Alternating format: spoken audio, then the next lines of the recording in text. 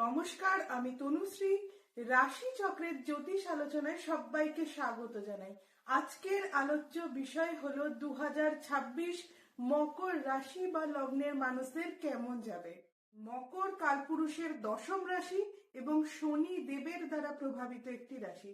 শনি দেবের দ্বারা প্রভাবিত হওয়ার কারণে মকর রাশি বা লগ্নের মানুষরা কিন্তু বেশ হার্ডওয়ার্কিং হয় এবং এরা সকলকে নিয়ে মানিয়ে গুছিয়ে চলতে পছন্দ করেন। বছরের শুরুতেই আমরা মকর সাপেক্ষে দ্বিতীয় রাহুকে পাবো, তৃতীয় শনিদেবকে পাবো, ষষ্ঠে আমরা বৃহস্পতিকে পাবো এবং অষ্টমে আমরা কেতুকে পাবো। যেহেতু দ্বিতীয় রাহু অবস্থান করে রয়েছে এবং দ্বিতীয় পতি অর্থাৎ শনির ওপর রাহুর দৃষ্টি রয়েছে, তাই 2026-এ মকরকে কিন্তু কথার ওপর নিয়ন্ত্রণ রাখতে হবে। নয়তো আপনি মাথা গরম করে এমন কিছু কথা বলে ফেললেন যার জন্য কুটুম্ব আত্মীয় পরিজনের সাথে কিন্তু মনোমালিন্য তৈরি হয়ে যেতে পারে। এছাড়া মকরকে কিন্তু বছরের প্রথম 5 মাস তার ব্যয়ের ওপর নিয়ন্ত্রণ রাখতে হবে, অর্থাৎ সঞ্চয়ের মাত্রা কিন্তু বাড়াতে হবে। অষ্টমে রাহু, দ্বিতীয় কেতু এবং লগ্ন ও দ্বিতীয় পতি শনিদেবের ওপর কিন্তু রাহুর দৃষ্টি রয়েছে।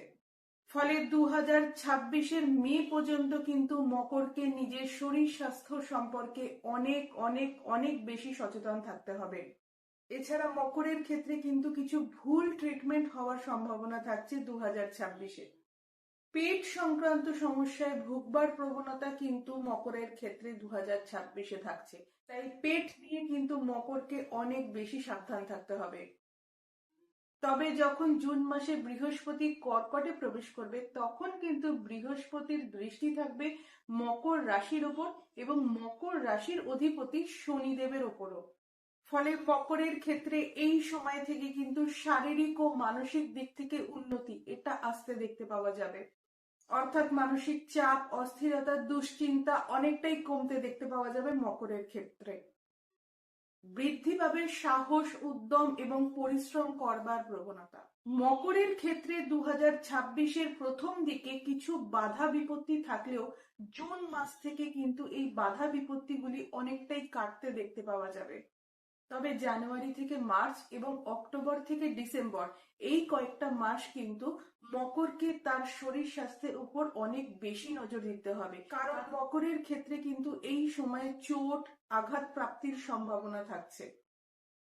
তবে আপনার ব্যক্তিগত জন্মকুণ্ডলিতে যদি শুভ গ্রহের দশা অন্তর্দশা থাকে তবে কিন্তু এই সমস্যা অনেকটাই কাটতে দেখতে পাওয়া যাবে।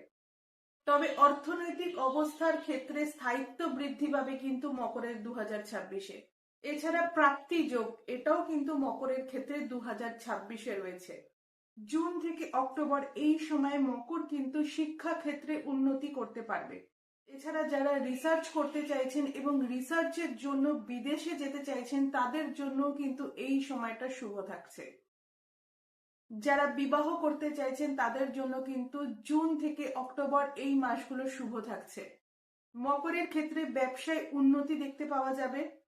এছাড়া যারা ইম্পোর্ট এক্সপোর্ট বিজনেসের সাথে যুক্ত তাদের ক্ষেত্রেও কিন্তু বেটারমেন্ট আসতে দেখতে পাওয়া যাবে।